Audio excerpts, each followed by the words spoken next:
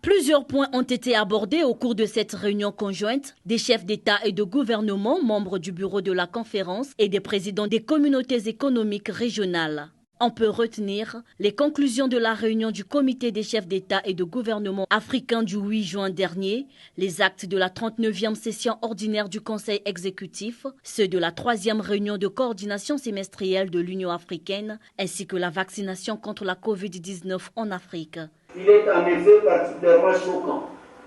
et inquiétant de constater que la couverture vaccinale en Afrique ne dépasse pas 2% alors que partout dans le monde, elle a franchi le taux de 60%.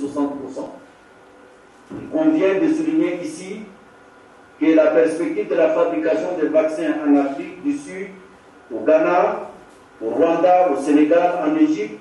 et dans d'autres pays africains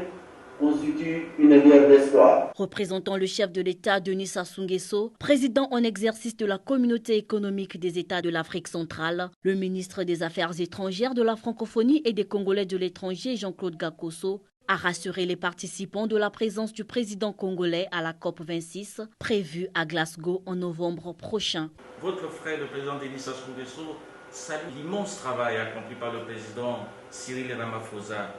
en rapport avec les engagements du continent sur cette problématique des changements climatiques. Et il annonce qu'il sera bel et bien à Glasgow pour